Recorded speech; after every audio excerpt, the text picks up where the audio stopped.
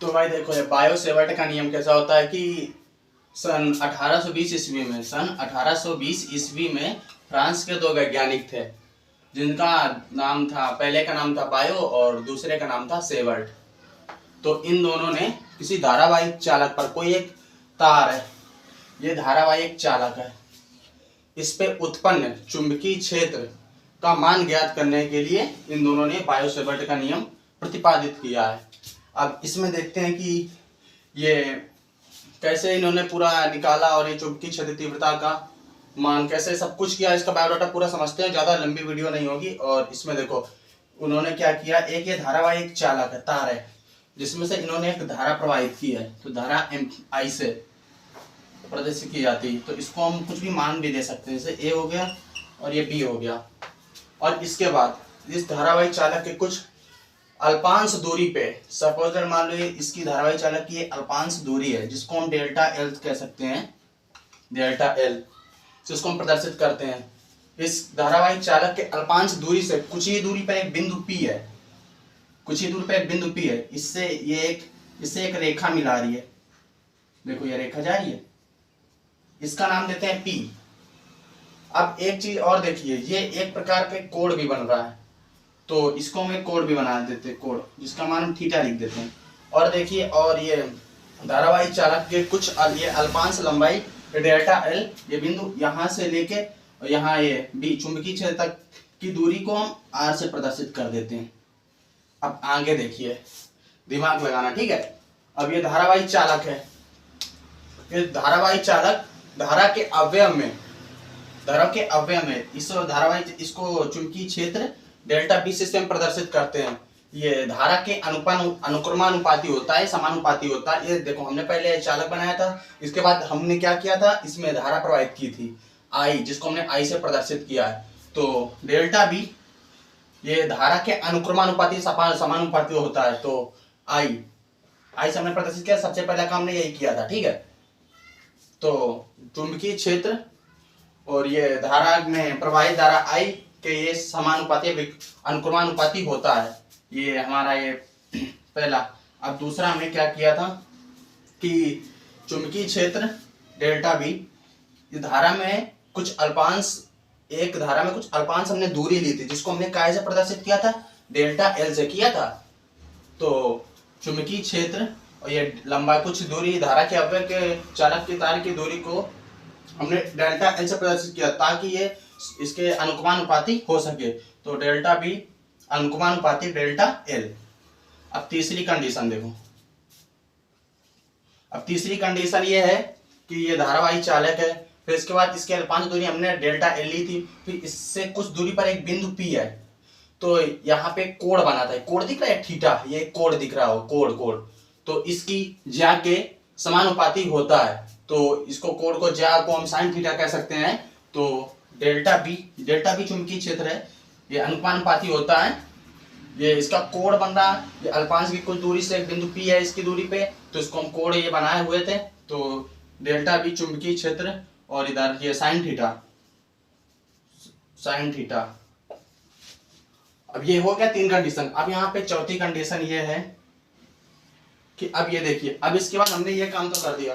अब चौथे नंबर पे क्या किया था, ये धारावाहिक चालक ये है ना, धारावाहिक चालक, और इसमें डेल्टा एल पे, इसके बाद हमने कुछ ही दूरी पे बिंदु पी है, तो बिंदु पी पे हमने कोण बनाया था, इसका कोण का साइन थीटा, यहाँ पे एक धारा प्रवाहित की है, जितना इसमें जितनी धारा प्रवाहित करोगे जितनी ज्यादा, ये उतनी इसकी तीव्रता, चुंबकीय क्षेत्र की तीव्रता उतनी ही बढ़ेगी।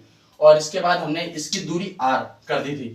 तो ये चुंबकीय क्षेत्र की तीव्रता के वर्ग के व्युत्क्रमानुपाती होता है। व्युत्क्रमानुपाती मतलब होता है उल्टा।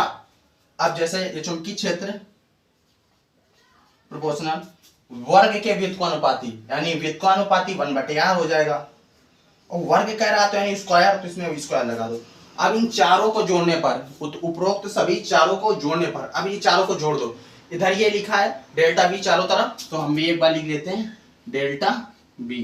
प्रोपोर्शनल लगा दो। अब इसके बाद ये सब लिख देते हैं, ये जो अपान में नहीं है उसको छोड़ दो, इसको छोड़ दो, ये बटे में ये जो सेम है इनको लिख लेते हैं। आई दूसरे नंबर पे डेल्टा एल, तीसरे नंबर पे साइन थीटा, अब बटे में है तो इसको बटे में ऊपर एक रहेगा तो कोई मान नहीं, ये बटे वाला नीचे लिख देते अपन आर स्क्वायर। अब देखो, अब एक ये नियतांक है, ठीक है, अगर हम इसको हटाते हैं तो यहाँ पे के लग जाता है, तो डेल्टा बी इक्वल के into I delta L sine theta upon R square. अब यहाँ पे एक ये बात है, अगर हम ये के है और ये के का मान पता है कितना होता है, म्यू नॉट अपॉन 4 पाई। अभी हम के को हटाएंगे तो delta B equal mu not upon 4 pi, इसका मान लिखेंगे into I delta L sine theta upon R square. चाहे तो हम इसको इतना भी, अगर हम थोड़ा सा और बढ़ाते हैं तो वायु या निर्वात में के का मान ये म्यू नॉट अपॉन 4 पाई हो जाता है, और इसके बाद और इसका मात्रक होगा टेस्ला मीटर प्रति एम्पियर, इसका मात्रक भी होगा टेस्ला मीटर प्रति एम्पियर। तो टेस्ला मीटर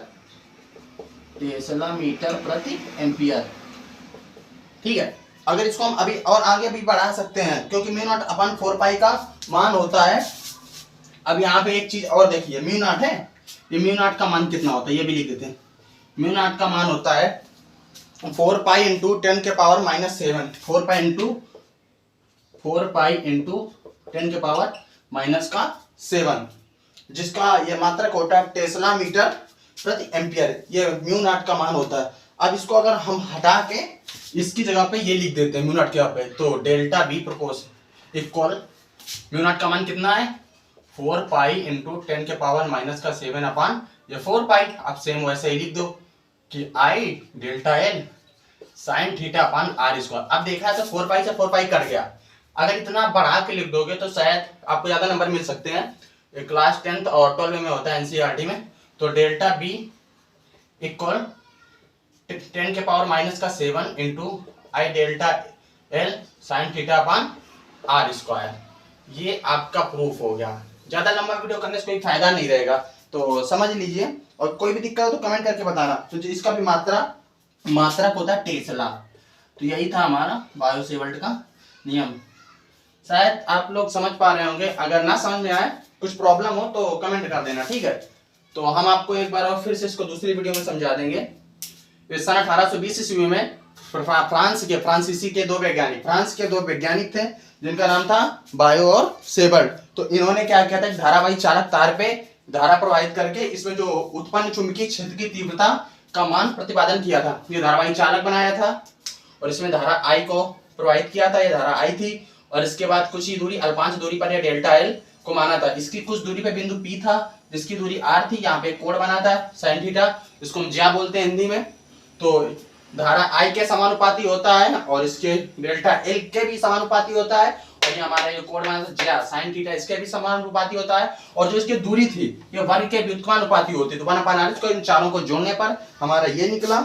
फिर इसके बाद हमने मान रख दिया था क्योंकि ये नियतांक होता है वायु निर्वात में इसका। फिर इसके बाद 4.2 10 के पावर माइनस म्यू नॉट का मान था, और ये जब हटाएंगे निर्वात ये नियतांक तब इसका यहाँ पे के लग जाता है। तो के का मान जानते ही हो म्यू नॉट अपॉन 4 पाई, और म्यू नॉट का मान होता है इतना हमने बढ़ा दिया है, कोई जरूर नहीं लिखना, यहीं तक आपका ठीक है, सही है। ये हमने बढ़ा दिया है ओवर करने के लिए, ठीक है। तो आपको शायद समझ में आया होगा, दिक्कत जहाँ पे हो कमेंट कर देना, ओके।